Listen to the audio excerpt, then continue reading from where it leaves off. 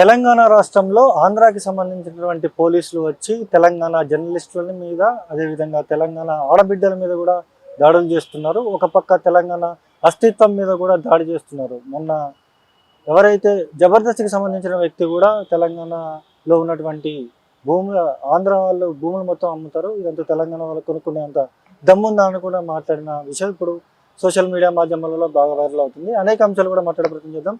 మనతో పాటు తెలంగాణ క్రాంతిదళ అధ్యక్షుడు పృథ్వీరాజు గారు ఉన్నారు.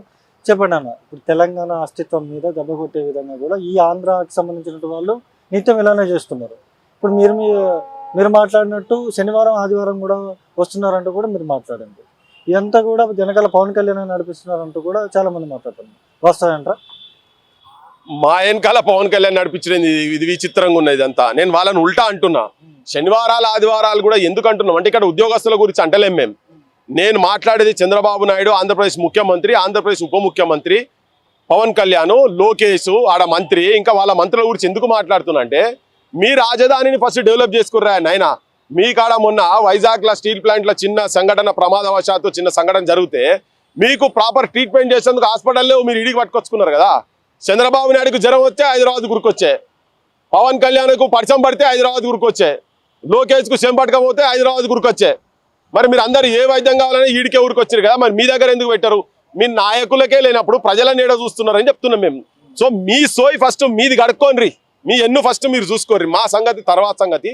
మేము మీకన్నా కొన్ని వందల ఏళ్ళు అడ్వాన్స్ ఉన్నాం. ఇప్పుడు కాదు, ఆంధ్ర తెలంగాణ కలిసే నాటికే మాది surplus. Hyderabad state surplus state. ఇప్పుడు ఇట్లా అంటారు కావచ్చు, మా వాళ్ళ గురించి మాట్లాడుకుంటా అన్ని మేమే మీకు బతుకు నేర్చినాము, మేమే మీకు అది చేసినాము. అరే మీరు అప్పులలో ఉండరా నాయన? మీరు వీడికి వచ్చిన తర్వాత మీకు ఏం లేకుండా ఇలా కొడితే హక్కునే చేర్చుకున్నారని చెప్పి మీ ప్రాంతం సంబంధించిన చెప్పారు. మీ ముఖ్యమంత్రులకు బాత్రూములు లేకుండే లోటాలు పట్టుకొని చెరువు కట్ట మీద కర్నూలులో తిరుగుతుంటే ఆ ఫోటోలు కూడా ఉన్నాయని కూడా చెప్పారు కదా మొన్నటిదాకా. మా మీద ఎందుకు ఏడుస్తారు అయ్యా? మీకు లేవు. అప్పటికే అసెంబ్లీ కట్టిర్రీడా, మా హైకోర్టు అప్పటికే ఉండే, ఎన్ని బంగ్లాలు, మా ఉస్మాన్ యూనివర్సిటీ అప్పటికే ఉండే, ఎన్ని ఏ బంగ్లాలు కావాలో చెప్పు నీకు. మాకు మొత్తం రాష్ట్రంలో ఉన్నటువంటి లేకుంటే దేశంలోనే ఒక గొప్ప యూనివర్సిటీగా వెలిగినటువంటి 100 ఏళ్ల పైన యూనివర్సిటీ మా దగ్గర ఉంది. మా దగ్గర కట్టి ఉండే కదా అప్పటికే. మా దగ్గర పెద్ద పెద్ద స్ట్రక్చర్లు అయి ఉన్నాయి.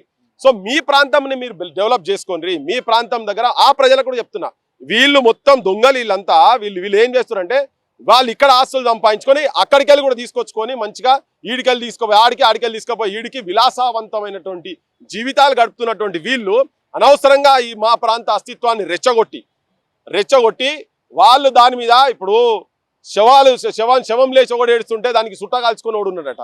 మా పరిశాలలో మేమున్నాం రా నాయన అంటే ఈ చంద్రబాబు నాయుడు, పవన్ కళ్యాణ్ వీళ్ళు వచ్చి శవాల కాడ సుట్టలు కాల్చుకుంటా. దాంట్లో మా రేవంత్ రెడ్డి కూడా ఉన్నాడు. ఆయన సుట్ట కాల్స్తే ఆయన బీడీలు కాల్చుకుంటున్నాడు.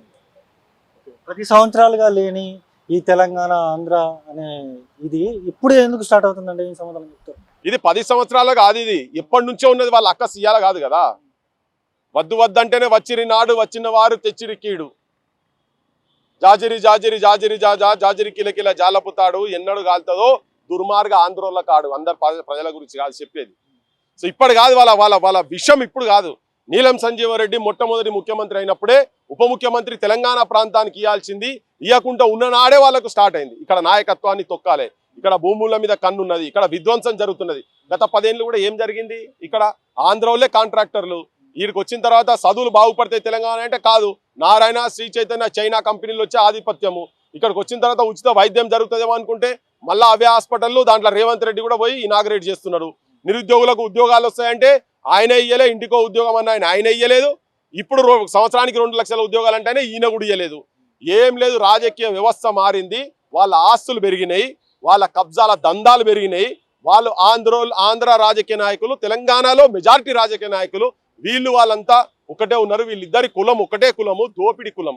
అక్కడ నుంచి వచ్చినటువంటి పారిశ్రామికవేత్తలు ఇప్పుడు వాళ్ళ దాంట్లో కూడా 80% తెలంగాణ ప్రజలకు అందులో జాబ్స్ కావాలని చెప్పని మేనిఫెస్టోలో పెట్టిరు. మేము వచ్చినాక ఇస్తామని కాంగ్రెస్ వాళ్ళు. అది అమలవుతుందా? ఏం మారాలి తెలంగాణ? ఓవర్ నైట్ వచ్చింది కాదు.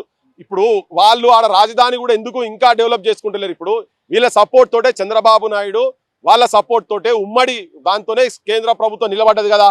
మరి వాళ్ళ రాజధాని కట్టుకోవాలి కదా. మరి ఆయన పతారు ఉన్నది కదా. ఈయనకు జ్వరం వస్తే రోగం వస్తే మందుగోలు ఇచ్చేందుకు మోడీ సార్ వస్తాడు.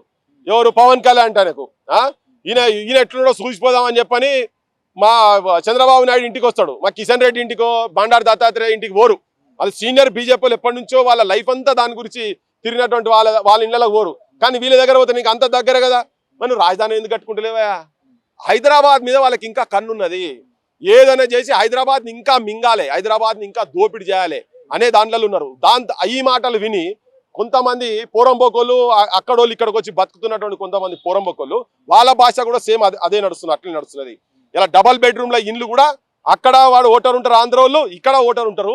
ఇండ్లు తీసుకుని పేదరికం ఉంటే నువ్వు అక్కడ నుండు ఇక్కడ నుండు, అక్కడ ఉంటాడు ఇక్కడ ఉంటాడు. ఇలా ఓట్లు కూడా కొన్ని లక్షల ఓట్లు ఆంధ్రలో ఇక్కడ ఉన్నాయి. ఆ కొబ్బరి చెట్లు, కొబ్బరికాయలు, వాటికి రోగం వచ్చిందని మాట్లాడేటువంటి దుర్మార్గమైన మాటలు ప్రజల మీద ప్రేమ ఉంటే అన్నారు. ప్రజల మీద ప్రేమ ఉంటే అన్నారు కదా, ప్రజలను ఉగ్రవాదులు అన్నారు కదా. ఇప్పుడు నీ ఊర్లే నువ్వు గొప్పని భయ్, నా ఊర్లే నువ్వు గొప్పని, నీ ఊరికి వచ్చి నేను పెత్తనం చేస్తాను నడుస్తుందా? అమ్మ మన ఊరు కాదా పాడు కాదా అని చెప్పని మాట్లాడతావా లేదా? నేను రెడీగా ఉన్నా. మా వాళ్ళు 69 ఉద్యమంలో రాజమండ్రి జైలుకు పోయినరు. ఈ ప్రాంత ఆత్మగౌరవాన్ని, అస్తిత్వాన్ని కాపాడేందుకు నేను ఏ జైలుకు పెట్టేందుకైనా రెడీగా ఉన్నా. నా తెలంగాణ ప్రజలు కూడా ఏం నిద్రపోలేదు, నిద్ర నటిస్తలేరు. వాళ్ళు మోకా గురించి చూస్తున్నారు తెలంగాణ ప్రజలు. తెలంగాణ ప్రజలను తక్కువ అంచనా వేయకండి. తెలంగాణ ప్రజలకు ఈ ప్రాంతం మీద ఉన్న ప్రేమను శంకించకండి.